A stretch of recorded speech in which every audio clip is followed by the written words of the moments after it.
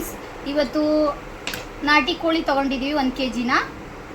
ನಾಟಿ ಕೋಳಿಗೆ ಹಾಕುವಂಥ ಸಾಮಾನು 2 ರಿಂದ 3 ಮೀಡಿಯಮ್ ಸೈಜ್ ಈರುಳ್ಳಿ, ಹಸಿರು ಮೆಣಸಿನ್ಕಾಯಿ 10 ರಿಂದ 15, 2-3 ಗೆಡ್ಡೆ ಬೆಳ್ಳುಳ್ಳಿ, ಮತ್ತು ಶುಂಠಿ, 2-3 ಇಂಚಷ್ಟು ಚಕ್ಕೆ, ಸ್ವಲ್ಪ ಜೀರಿಗೆ, ಹಳದಿ ಪೌಡರ್, ಒಂದು ಹಿಡಿಯಷ್ಟು ಕೊತ್ತಂಬರಿ ಪುದೀನ ಹಾಕೋಣ.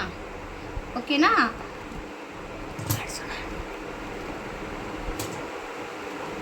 ನೆಕ್ಸ್ಟ್ ಇದನ್ನು ಪೇಸ್ಟ್ ಮಾಡಿ ಸ್ವಲ್ಪ ಒಗ್ಗರಣೆಗೆ ಹಾಕೋಣ. ಇನ್ನೊಂದು ಮಸಾಲ ರೆಡಿ ಮಾಡ್ಕೊಳ್ಳೋಣ. ತೆಂಗಿನಕಾಯಿ, ಕಡಲೆ, ಟೊಮೆಟೊ, 2 ರಿಂದ ಸ್ವಲ್ಪ ಶುಂಠಿ 2 ಇಂಚಷ್ಟು, 2-3 ಎಲೈಚಿ, ಸಾಂಬಾರ್ ಪೌಡರ್ ಎಲ್ಲ ಪೇಸ್ಟ್ ಮಾಡೋಣ. ಇವಾಗ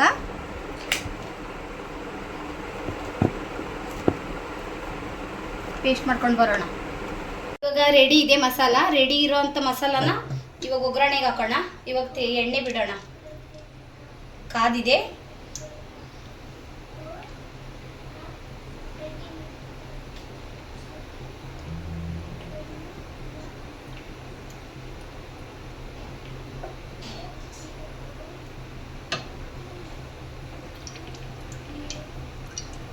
ಎಣ್ಣೆ ಕಾಯ್ತಾ ಇದೆ.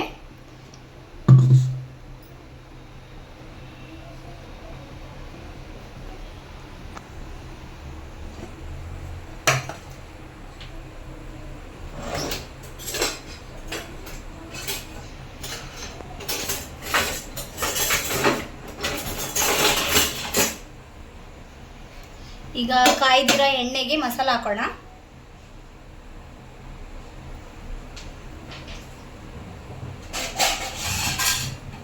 ಕಾಯ್ದಿರೋ ಅಂಥ ಎಣ್ಣೆಗೆ ಮಸಾಲ ಹಾಕೋಣ.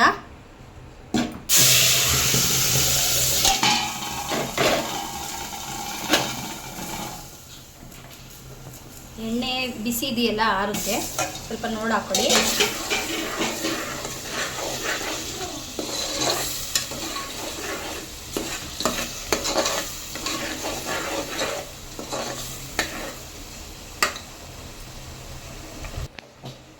ಇವಾಗ ಸ್ವಲ್ಪ ಉಪ್ಪು ಹಾಕೊಳ್ಳೋಣ, ರುಚಿಗೆ ತಕ್ಕಷ್ಟು.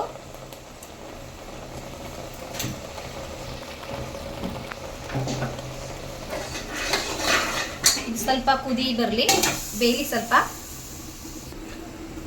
ಇವಾಗ ಚಿಕನ್ ಹಾಕೋಣ. ಇವಾಗ ಮಸಾಲ ಸ್ವಲ್ಪ ಬೆಂದಿದೆ, ಚಿಕನ್ ಹಾಕೋಣ.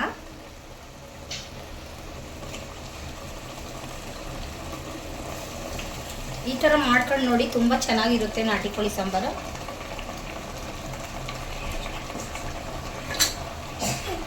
ವಿಡಿಯೋ ಇಷ್ಟ ಆದರೆ ಸಬ್ಸ್ಕ್ರೈಬ್ ಮಾಡಿ, ವಿಡಿಯೋ ಲೈಕ್ ಮಾಡಿ.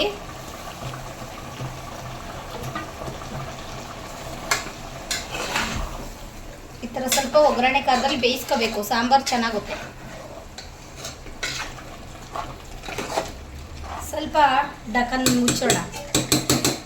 ಒಂದು 5 ನಿಮಿಷ ಬೇಯಿಸಿ. ಅದು ಮಸಾಲ ಎಲ್ಲ ಹಿಡಿಬೇಕಲ್ಲ ಚಿಕನ್ನು, ಅದಕ್ಕೇನೆ ಬೇಯಿಸ್ಬೇಕು.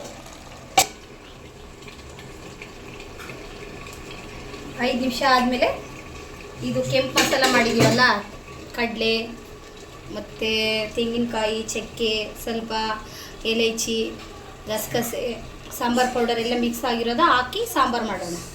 ಇವಾಗ ಬೆಂದಿದೆ ಸ್ವಲ್ಪ. ಇವಾಗ ಮಸಾಲ ಹಾಕೋಣ.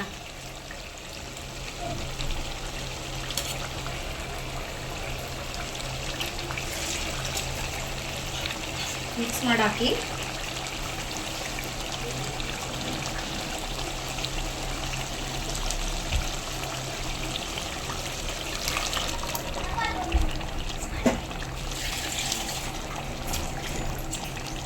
ಮಸಾಲ ಹಾಕಿದ್ಮೇಲೆ ಎಲ್ಲ ಕ್ಲೀನಾಗಿ ಮಿಕ್ಸ್ ಮಾಡ್ಕೊಳ್ಳಿ.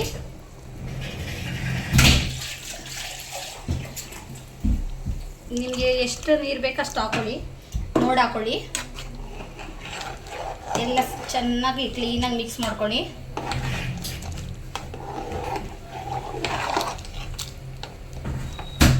ಇನ್ನು ಸ್ವಲ್ಪ ನೀರು ಬೇಕಾಗುತ್ತೆ.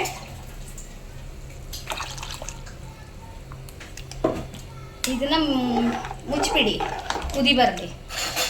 ಜಾಸ್ತಿ ಮುಚ್ಚಕ್ಕೆ ಹೋಗಬೇಡಿ. 20 ನಿಮಿಷ ಚೆನ್ನಾಗಿ ಬೇಯಿಸಿ. ಸಾಂಬಾರು ರೆಡಿಯಾಗಿದೆ. ಕುದಿ ಬಂದರೆ ಚೆನ್ನಾಗಿ ಕುದಿ ಬೇಯಿಸಿ ಬಂದರೆ ಚೆನ್ನಾಗಿ ಬೇಯುತ್ತೆ.